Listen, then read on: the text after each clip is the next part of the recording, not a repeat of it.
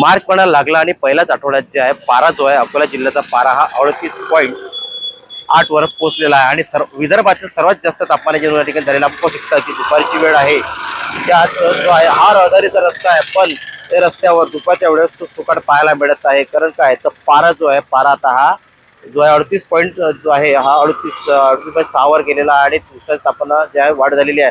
त्यामुळे नागरिक घरातून कामानिमित्त निघतायत, डोक्याला रुमाल गॉगल आणि पाणी बॉटल घेऊन निघतायत. पाहू शकता की आपण दुपारची वेळ आहे जो आहे मार्च महिन्याच्या पहिल्याच आठवड्यात या ठिकाणी जे आहेत पारा जो आहे पारा हा 38.6 अंश सेल्सिअस गेल्यामुळे सध्या तापमानाची नोंद जी आहे जी आहे तीव्रता जाणू शकलेली आहे आणि ज्या आहेत यामुळे आता दुपारची वेळ जो आहे तो रहदारीची या ठिकाणी आता कमी पाहायला मिळत आहे. पण हा पारा जो आहे असाच वाढत असल्याचं या ठिकाणी सांगण्यात येत आहे.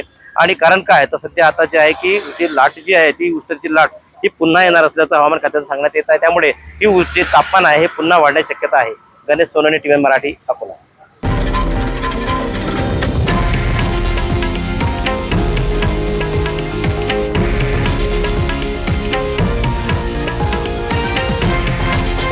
हे आहे देशातील नंबर 1 न्यूज नेटवर्क आणि आपण पाहत आहात TV9 मराठी, एकमेव.